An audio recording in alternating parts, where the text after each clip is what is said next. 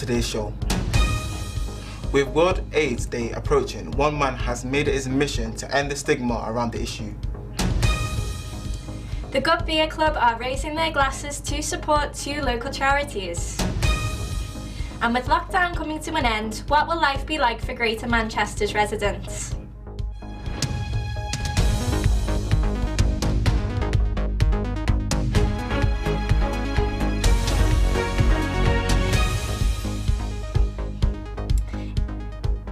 It's 20 to 4, I'm Katie Parry. And I'm Aaron Benzoe, this is Quays News.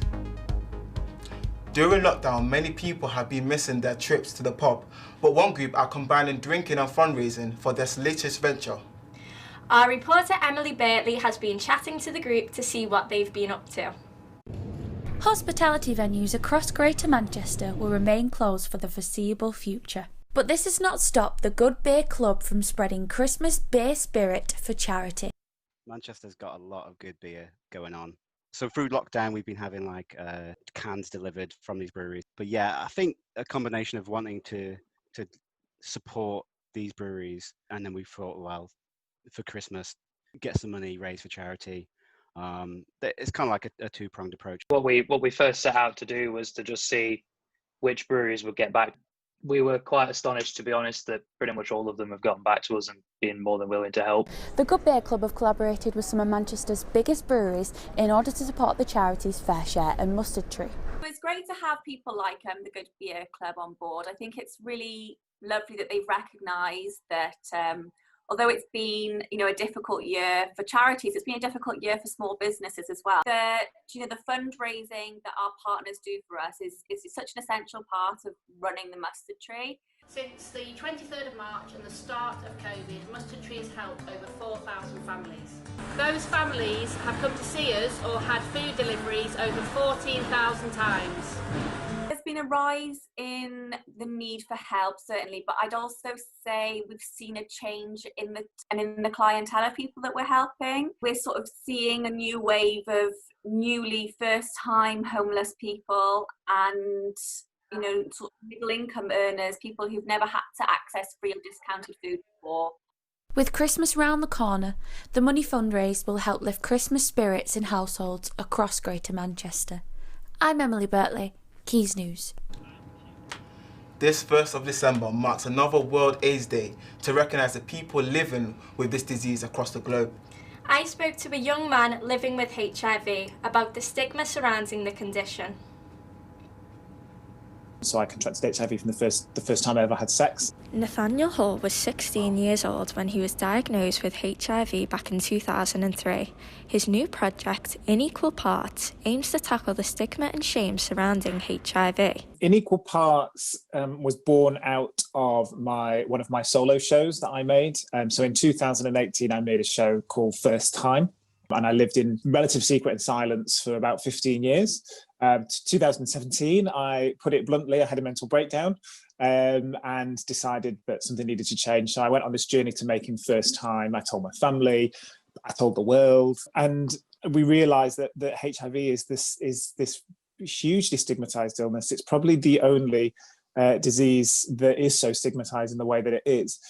And so In Equal Parts was born. If you go back to 2003 when I was diagnosed, so effective medication had only been around for about 6 or 7 years when I was diagnosed. I was given a prognosis, a life expectancy, so I was told my life would be shorter because of this thing. To hit that at 16 obviously is a huge deal. It is a deadly disease and there is no known cure. And if you lived through the 80s or 90s, chances are you remember the alarming AIDS government adverts. These were during a time when it was common for people living with HIV to develop AIDS.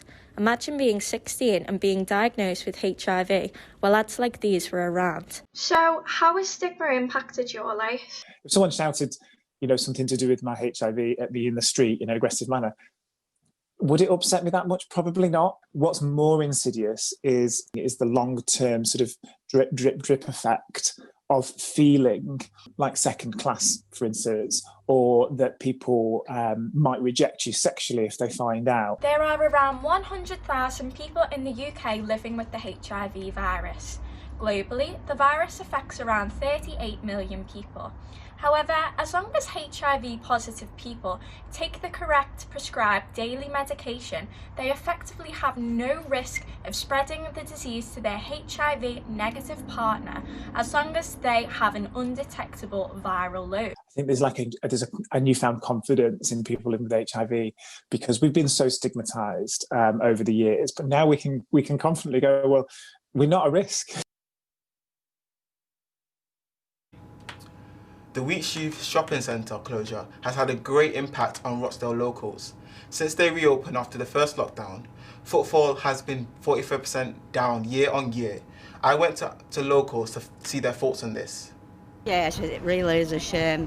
After all, he's been here for years and years as George and the farm, Yeah, I mean, I used to work in the Wheatsheaf Centre years ago, and it was a busy, thriving place to be, but they put the rates up and stuff like that, and obviously people couldn't afford to stay in there. But to close it down via email overnight, I think it's just wrong what they've done with the traders. Well, a lot of people losing the business. Yeah, it was half empty anyway, but still people in there. Rochdale's getting like a ghost town. It needs to stop and it needs to get sorted once and for all.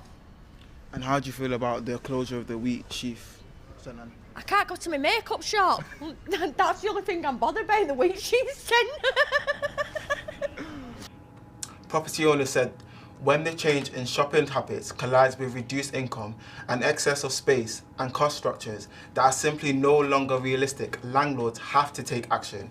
We understand the impact on the closure of the Wheatsheaf shopping centre will impact on the tenants and will assist them where possible in this difficult time. The government have declared that Greater Manchester is to be put under Tier 3 restrictions following the end of the current lockdown. Fergus has been taking a closer look at this. So Fergus, what does this mean for Manchester's residents? So, similar to the previous lockdown that the Manchester residents were put in, this is very similar to this. It's a Tier 3 restriction. However, it is a little bit stricter. So, this means that there is no household mixing allowed, as well as this, pubs, cafes, restaurants, they've all got to do the takeaway. Gyms, however, are open, which is very good. Non-essential retail has unfortunately been closed. However, don't worry, if you need a trim like me, you can still get that done.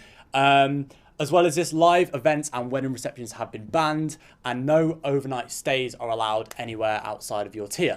So you don't want to be crossing from Tier 3 to Tier 2 to Tier 1 if you're really needing to get wherever you need to go to.